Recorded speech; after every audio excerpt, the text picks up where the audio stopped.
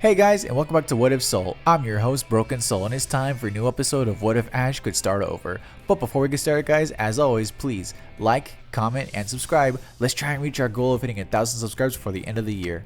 Now, normally I would do a recap here of the last episode, but we're going to do something a little different actually. You see, I know this is a What If Ash Could Start Over, so of course we're focusing on Ash. However, if you guys have noticed from some of the more earlier parts, I'm including more side characters in this story. So I kind of want to take this episode, since Ash had just beaten Sabrina for his 4th badge, I want to take this time to expand on some of the other side characters who we haven't seen for a while, or some of the guys we've left behind. So I'm going to do that right now.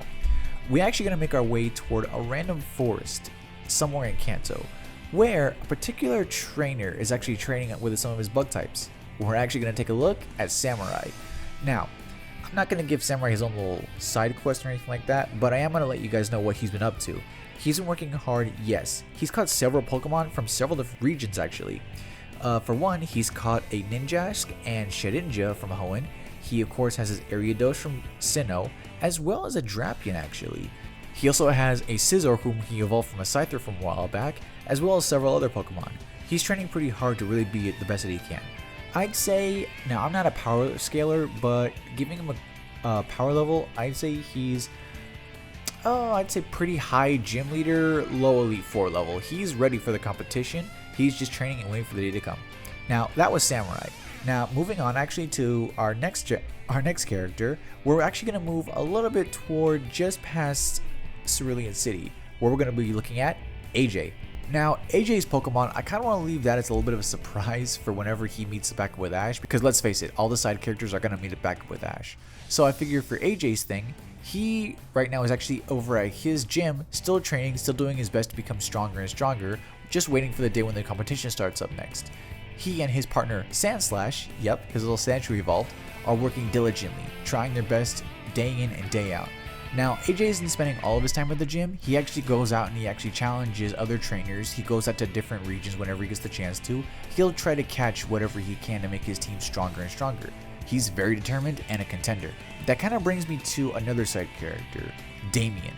Now, with Damien, now don't forget, back in part 6, Damien and AJ did not get along that well. In fact, Damien essentially did all but straight up spell out that as soon as AJ leaves his gym, he'll be hunting him down, which is what he does. I'm not going to say he, hunts him down, but every time AJ leaves to go do some training or to find a new Pokemon, Damien's right there, ready to challenge him. Of course, the battles are usually pretty one-sided, but every now and then, AJ does notice that Damien is getting more and more fearsome. In fact, bringing up another past part where Richie told Ash that Damien was on the warpath, that's where the rumors are coming from. AJ's the one who's noticing that every single time Damien gets into a battle with AJ, that Damien gets more and more ruthless with his Pokemon and with his opponents. So every time AJ goes to a Pokemon Center, he always warns Nurse Joy. And of course, some of the other trainers overhear this and they start spreading the rumors saying that, yeah, Damien is on the warpath looking for Ash and he is bloodthirsty. Actually, I want to take this time to move over to Damien and actually say that he has been getting stronger himself. While he is still an arrogant hothead, he is still a pretty skilled trainer in his own right. He actually goes out and he catches the strongest Pokemon he can and uses them to catch even stronger Pokemon. Snowball gets bigger, and I'm not saying he's got the best team ever, but he does have some pretty powerful Pokemon and his training method is pretty cruel. Think Paul from the Diamond and Pearl series, only a little bit more ruthless and a lot more verbally abusive. So it gets pretty bad with Damien. In fact, he actually becomes so cruel and so brutal that people are assuming that he's with Team Rocket. So much so to the point where there are actually some Team Rocket recruiters who actually seek him out. Of course, with Damien, he's so stubborn and so prideful, he says, back off, I don't need any help, I can do this myself, I'm gonna take down Ash with my own strength. But, of course, Team Rocket being Team Rocket, they're like, are you really sure that you have the strength to do it? Don't you want to come with us so you can gain the power that you need to take that brat down? So, I don't know. We'll see what happens with Damien, but that'll be in the future. We're actually going to take this time also to move on to the next person. Now, we're actually going to go over to Vermilion City. More specifically, the Vermilion City Pokemon Gym, where Lieutenant Surge is actually working alongside Visz to make her a stronger trainer. Visz is actually out of it. They're in the middle of a training program right now. Visz and her Raichu versus Lieutenant Surge and his Electivire.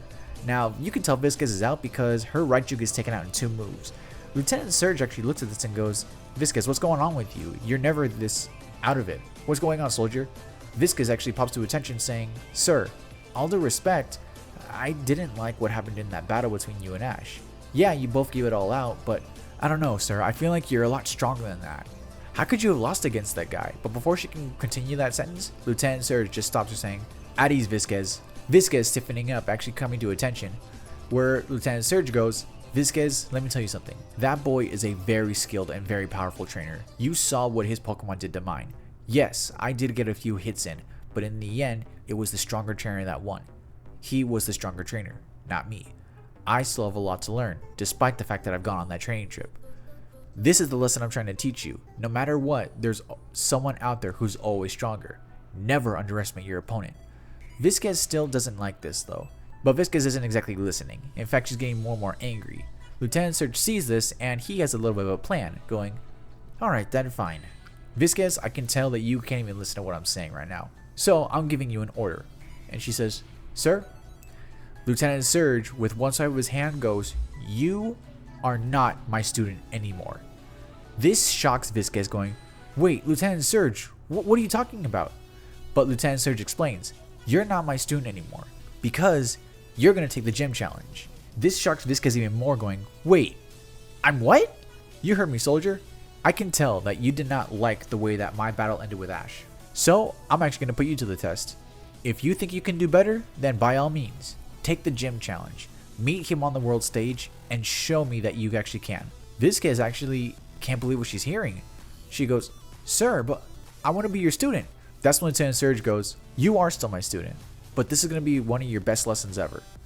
I want you to gain real world experience. You can't do that by just being a temporary gym leader whenever I'm not around.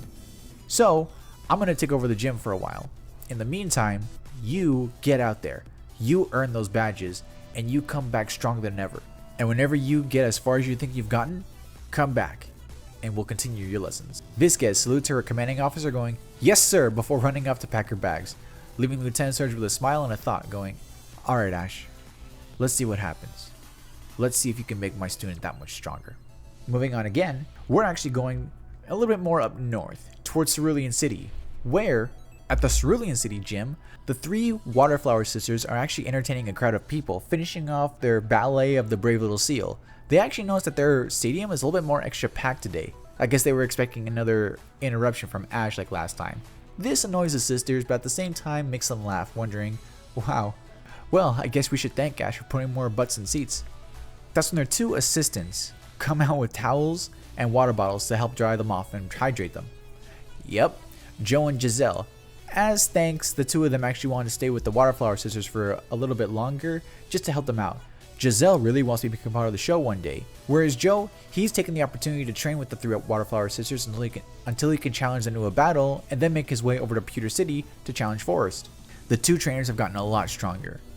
Again, in terms of power level, let's actually put Giselle, let's say 7th badge strong, and let's put Joe at around 5th to 6th badge strong. Now, in case you guys are wondering what the power system I'm using, it's like, okay, so there's your 1st badge through your 8th badge. That proves how strong you are as a trainer to be able to earn each of those badges. Once you've done that, then you can say, okay, after you've gotten your 8 badges, then you're qualified to compete in the Pokemon League. Now, when you get to there, you're at the very least strong enough to become a gym leader. That's what I'm saying. Your first 8 badges, then gym leader. Then you become a higher level, which is the Elite 4 level. After you've beaten the Elite 4, or after you've proven to be just as strong as them, that's where you can say you're at a champion level. Such as, of course, like Ash, Alon, Lance, Cynthia, and so on. So that's kind of like where my ranking system is. Oh, before I forget, I'm putting AJ at gym leader and higher, and I'm putting Damien at around 8th badge level. So that's kind of where my ranking system is going to be at. If I can put it on screen, I will. If not, then I'll post something in the community tab. You guys can reference it back later on. So back with Joe and Giselle. The two of them have actually gotten really close. Every now and then they run into some problems on their journey, but that's to be expected of Pokemon trainers. However, the two of them have taken this time to really explore their feelings for each other. And in case you guys are wondering, yeah, you can tell the two of them like each other, they just haven't said anything yet. No worries, Joe, we all salute you. Moving on to our final pair, it's actually going to Richie and Gary.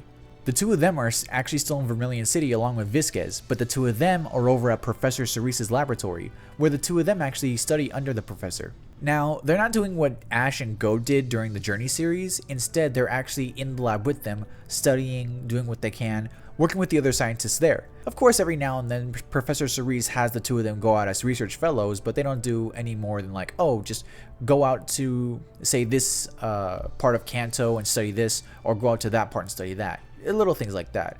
If anything, Go is actually the one who's still doing that kind of stuff, as you've known from past episodes. And as for Professor Cerise's daughter Chloe, she does her own thing. She still goes to school, and every now and then she goes with Go out on his little adventures, but if anything, she's more there just to make sure he doesn't hurt himself.